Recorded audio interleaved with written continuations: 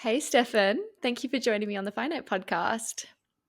Hi, Jody. Thank you so much for the invite. I'm really happy to be speaking here with you. I'm happy to have you here as well. We're going to be discussing quite an exciting approach to B2B growth today, and one that you took with your team at Dreamdata, which is the company you founded and are CMO for. So I won't give too much away, but before we get started, could you tell our audience a little bit about yourself and your experience to date? Yeah, happy to. So I'm probably like 15 years into the life of B2B marketing now. I've only ever worked in B2B marketing roles, from like really small, scrappy projects to larger companies. And now today at Dream that we're around 60 people with two offices in New York and Copenhagen. And my role is basically today kind of leading the marketing team. That means that kind of going from people that we want to have buying our products, not knowing about us, to knowing about us and appreciating what we do. So classic kind of B2B marketing responsibility. Absolutely. And what does your team look like at the moment? We're six people, heavily on the content side and product marketing side, which kind of also some of the things we'll get into later.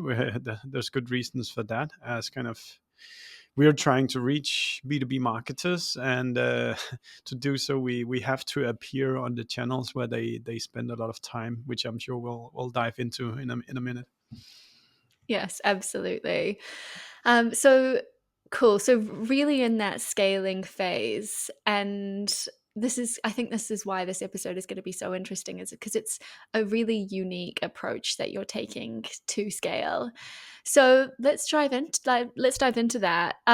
What are the main kind of strategies and tactics that you have used at Dream Data to really achieve scale?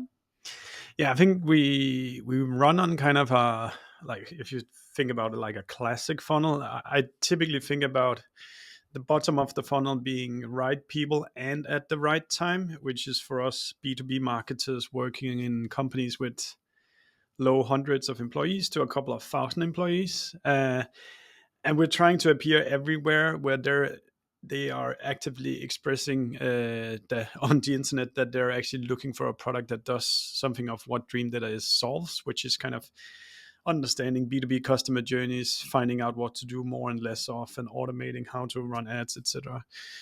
So there's this always on layer that I just want to cover, because I think everybody should start there. If they know the right people and the right behavior, keep something always on, which is probably your search ads, your review platforms. Maybe there's some technology marketplaces where you want to be appearing. So I just wanted to get that out of the way before I say it. Then above the right people at the right time is just the right people. And this bucket is where we spend most of our time. I think when you look towards LinkedIn, they actively try to promote this 95-5 framework, where they say 5% are somewhat in some state of searching for a solution, but the large chunk, the 95% chunk, they're not actively looking for a solution because they're busy. They have other projects. They can't afford your solution right now. Maybe they just got a kid or any something like that. But those people represent basically the majority part of the people that you want to get on the radar of, because when they do have budget, when they do change jobs, when the timing is right, then you need to be on the day one list of those people. And the way that we have approached this at Dream Data has been to kind of go very heavily into the LinkedIn network, both from an organic perspective, where we try to try to get our employees to post a lot and to connect a lot with B2B marketers. But we also run extensively ads on the platform towards the companies we define as our ideal customer. So it's like a joint effort between a lot of organic posting and connecting with the right types of people, and then kind of having that air cover of actually thought leader ads. So that's maybe a good story to tell as well. We don't really run as such like the traditional polished here's our brand, this is what we do. We very extensively use the employee posts that has already organically been validated as working really well to our target group. And then we run these thought leader ads that LinkedIn has introduced where you can kind of sponsor the posts of your employees. And then we put them in front of this cold audience of accounts that we want to be reaching. So that's a very quick fly into to how we raise awareness about our company.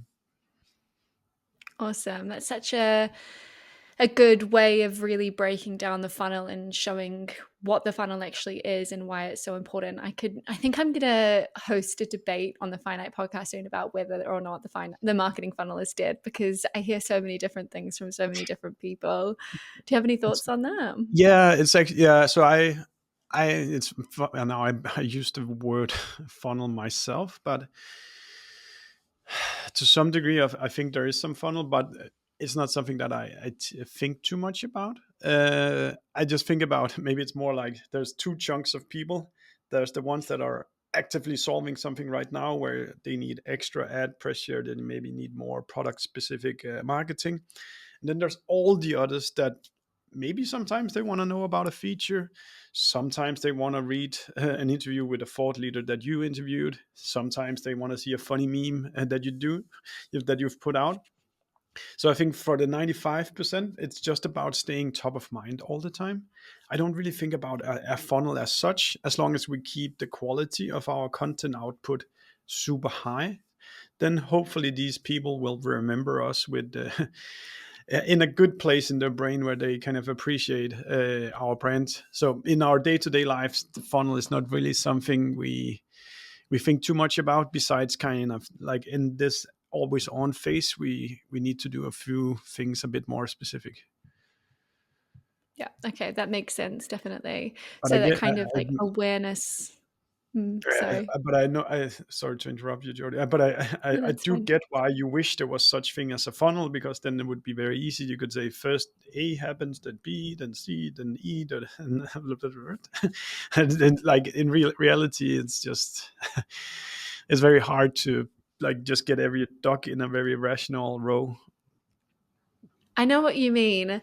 I feel like the funnel often implies that you can capture people and really like push them. People say push people down the funnel as if like pushing events on them and white papers and lead scoring them, making sure their score goes up and up and up is like making them do something. But people are always going to do what they're going to do. They're only ever going to buy from you when they're ready to buy from you. You're right. So that 5% is the only people that you can really kind of influence in any way or convince in any way with sales. Mm. And that other 95% is, you're right, just awareness and making sure that your brand is there when they go looking for you. You're second on Google and they recognize you. And so it feels like an obvious decision at that point. Is that kind of how you would see it as well? It is. I just lost the thread. There was something I wanted to say. It's Oh okay. yeah, but what I had in mind was kind of I think also like more and more of the customer journey is moving outside the realm of the salesperson's control, which I think there's vast amounts of resources that you can check out how much of the customer journey takes place outside of the sales room now. And that just means that us as marketers, we have to appear everywhere. We have to answer all the questions of the stakeholders, but we have zero control of that kind of rational progression towards somebody buying, as you would have like 10 years ago, where the salesperson would kind of have each of the stages under control.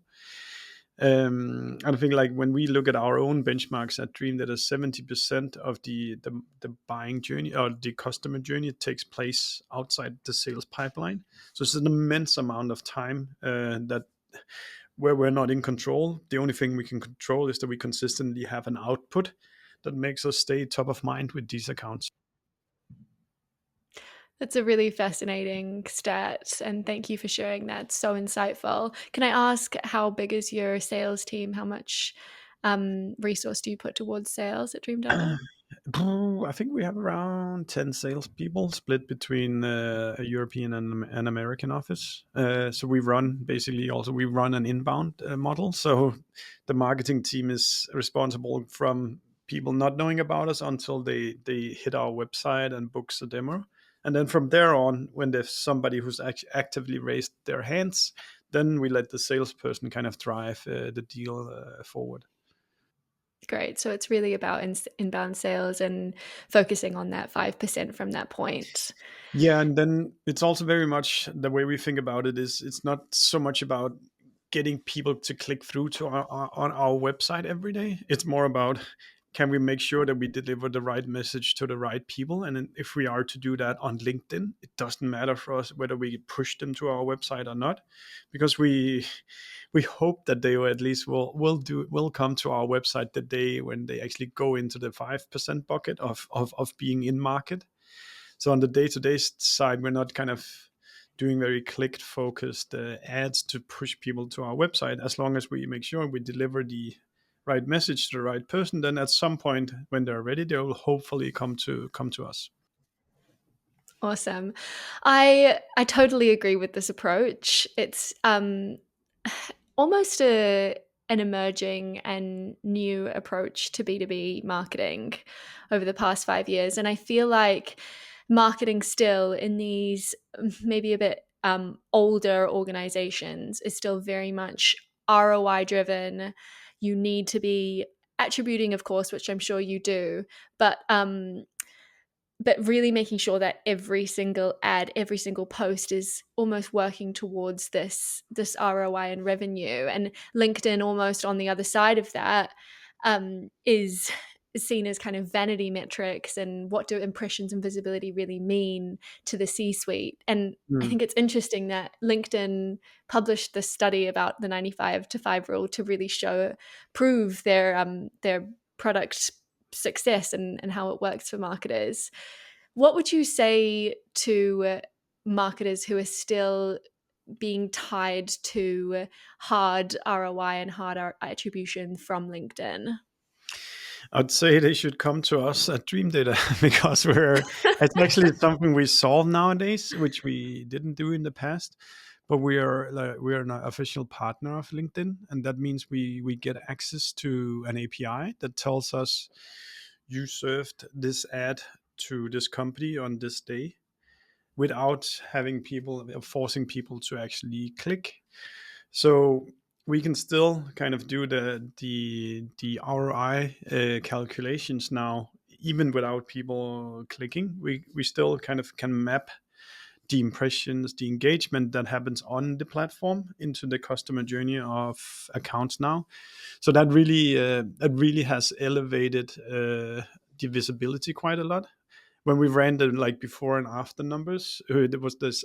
It's a 7.7x difference in how much revenue you can attribute to LinkedIn. So it's a new. There's an API that LinkedIn has that is called their Company Intelligence API that some select partners get access to, and we're utilizing that to then join, which I think is fair questions. I think like the CFO, etc. They're not doing it out of just bad faith to marketing, but they're asking the questions. I could be spending this dollar on a new engineer or a new salesperson, but you want me to give it to you in marketing, then do try then to explain me kind of the logic of why are we doing these things. So it's a bit of yes and no. Yes, you should try to kind of talk that language of revenue and a ROI 100%, but then there's also a lot of things like all ideas still needs to come out of your gut feeling, and like the creativity of the team should be empowered to kind of just try stuff out before we kind of enforce the heavy measurement regime on top of things. Cool. And does that work for your, because I know you do a lot of employee advocacy almost and really empowering your team to do their own organic posts on LinkedIn. Does that work for those posts as well? No, the way I think we we've been kind of through a journey with kind of appreciating the employee posts more and more. When we started out, we were a very small company, and a colleague of mine, Laura, did one post, and a very large influencer suddenly commented on her post, and then her post blew up completely viral. And we could see, because we were quite small back then, that we had never had as many visitors on our website, never had we had as many kind of demo bookings on a day as that day that kind of organic comment happened. And there was no links to our website or anything like that. So we got like that really first-hand experience that just because you don't have a link that has a UTM that points to your website, these posts can still be very valuable if they're seen by the right types of people. So the way kind of we look at our organic program today is more is kind of, are our posts resonating with our target buyers? Are they commenting on the posts? And our employees, are they growing their following? And that part is kind of fairly you can say unmeasurable towards revenue. It is very measurable when you look at the more leading indicators of, LinkedIn has become very good at showing how many impressions, how many likes, etc. a post have. But where the game kind of changes is when we start running thought leader ads with the employee posts, because then you get the ad measurement metrics as well, where how much did you spend, how much revenue did you influence, and so forth. But for teams that just start out, you should just start appreciating that your employees post and create awareness about you. You'll see how many impressions you get. And once you start seeing that ideal customers, ICPs, are engaging with those posts, that's when you should give them your team a thumbs up and encourage them to continue posting. Absolutely. So I know that your audience are B2B marketers. Do you think that ha I mean, do you think LinkedIn is particularly effective for B2B marketers, or do you think it's equally as important for B2B all round? Because I know marketers are always on LinkedIn.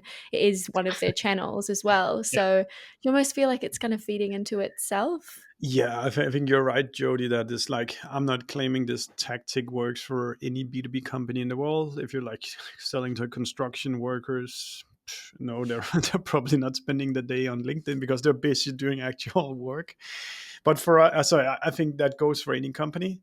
I reflect back on the book called Tribes by Seth Godin, where he talks about like being able to identify a tribe, say surfers. Then like surfers, they go to specific surf spots, they read specific surf media, they follow certain influencers, there's specific tournaments. And if you're just present where these surfers are, then you don't have to like boil the ocean with your budget, but you can just be present at those few places. And for us, our surf spot is LinkedIn, as you say, Jody. People, B2B marketers, spend a lot of their day on LinkedIn. So I think that's why particularly it's a great channel for us, but it might not necessarily be for company like industries where people are not so much. Absolutely. I think you really honed in on the fundamental there. It's just be where your audience are.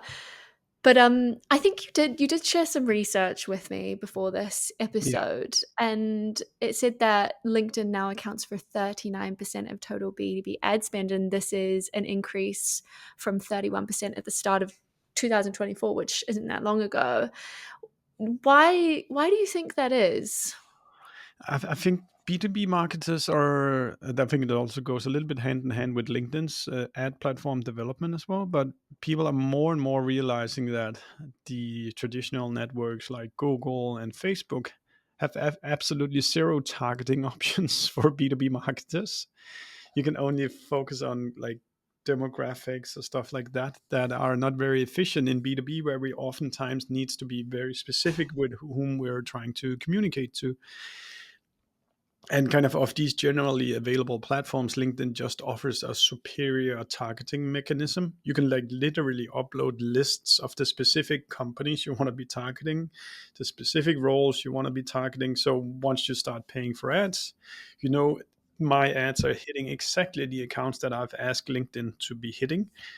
Whereas if you post on the Meta network, you don't know if it's like an 18-year-old boy or like a 64-year-old grandma or something like that that gets targeted by your ads. So I think the main reason is this kind of the B2B targeting options on LinkedIn that is just far superior to any other ad network that makes people slide towards spending more and more of their budgets on LinkedIn.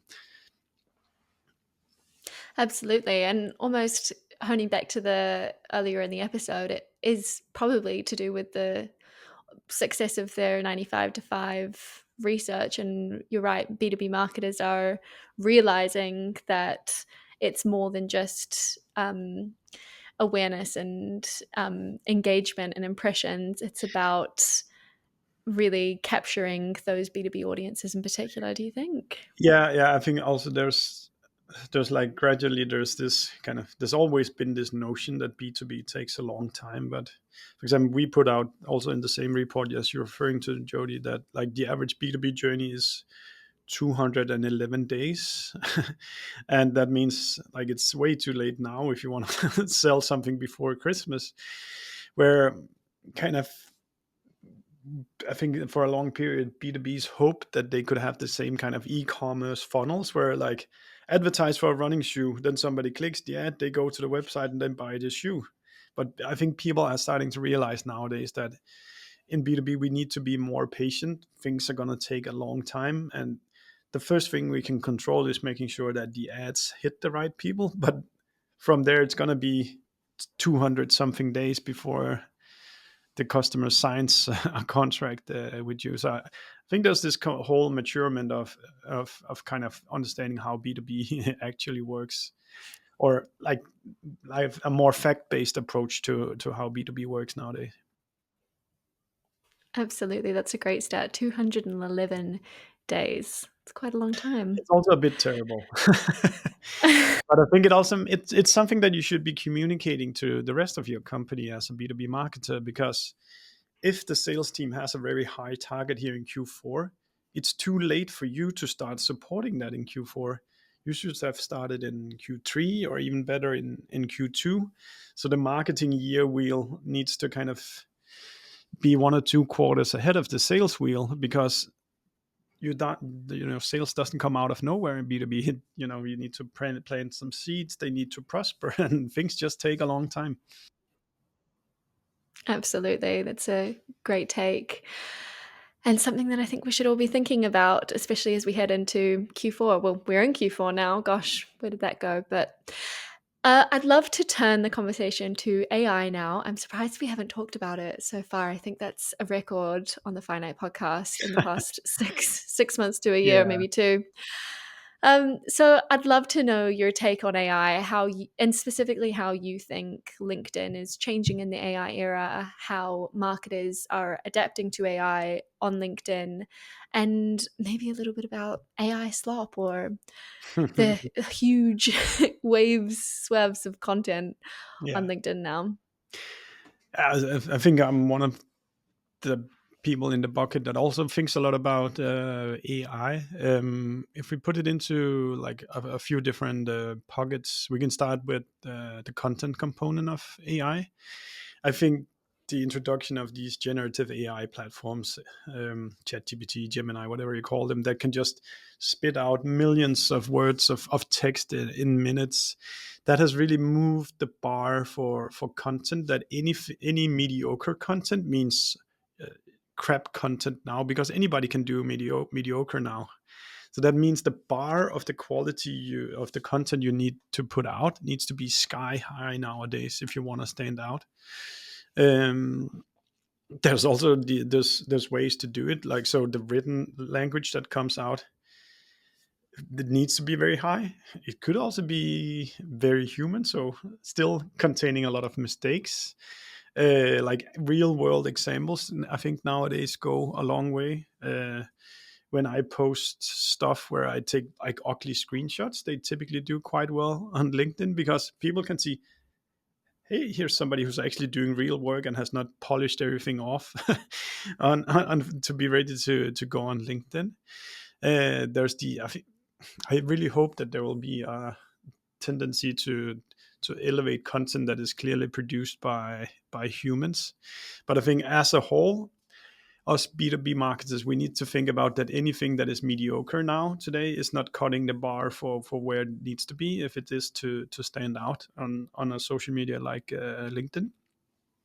The other thing I want to say is kind of also out of my personal interest in kind of how to grow companies through marketing is that I think fundamentally these LLMs, ChatGPT, etc., are changing the way people do research. It used to be there's something I need to find information about. Let me go to Google and type it in. But what I can see, everyone from myself and my fiance, even my parents, they say I need information. I start with the generative AI overview, and only if I want to go really deep, I go to Google afterwards. And that means for us in B2B marketing that yes, SEO is great, but if we don't appear in the answers that our buyers will find in ChatGPT, then we don't even make the list. So we need to pay a lot of attention to how is our brands appearing in this new bucket. And if I think back on my marketing career, there's been a few moments there's been introduction of social media, introduction of mobile phones, and then in the very early days, Google and the internet.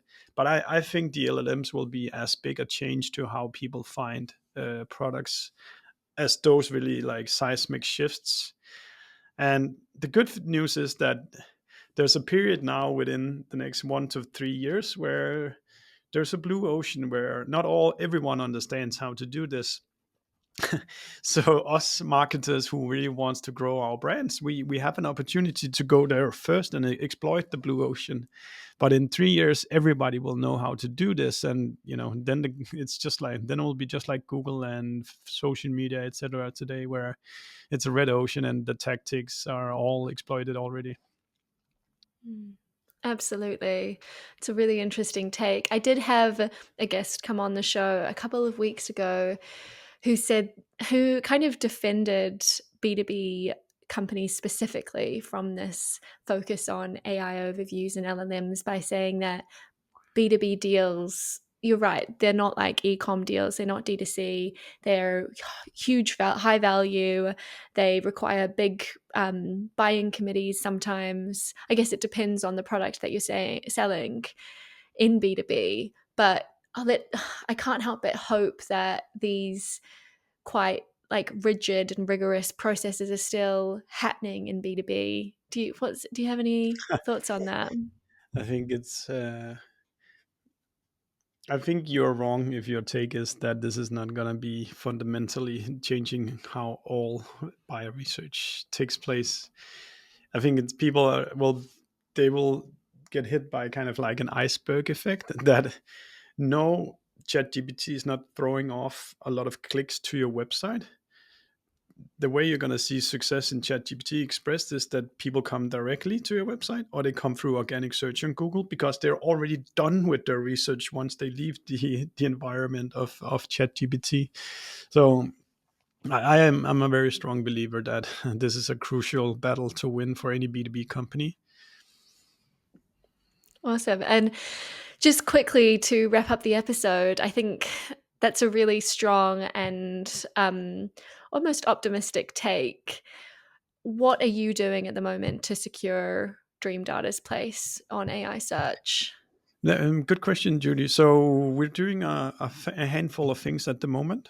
Once we have re-engaged a PR agency because the way ChatGPT ranks stuff is not the same as Google. Google likes links. ChatGPT likes mentions next to topics. And how do you achieve that? You do a PR and push out a lot of messaging about what your company does and having your brand associated with it. There's some kind of what you would call on-page stuff you need to do when you write. You need to write in a more question and answer kind of fashion. You need to write more specifically. So what takes place in Google is very broad definitions of questions. On chats, it's a very specific question people are posing. And in order to be cited when people ask these questions, you also need to write very specifically. And then a third thing that we can see is that of the top 10 of our pages that have received most traffic from GPTs, all of those websites contains benchmarks, so very like specific Google ads cost per click went up by this in this certain period. So it seems that the GPTs really appreciate proprietary, unique data that it cannot find anywhere else. So if you as a company sit on this kind of information, make sure you publish this as well, so you allow the GPTs to promote what it is that you do and you have available in your business. Fantastic insight, and it's great that great that you and Dreamdata and other B2B companies are really doing your own analysis of what's actually working to get an AI search. So really inspiring. Thank you so much for that. And we're going to wrap up the episode here. So thank you so much overall, Stefan. It was a brilliant conversation. I'm sure our listeners are going to get loads from it. Thank you, Jody, and yeah, feel free for people to reach out with more questions to me on LinkedIn. I'll be happy to connect.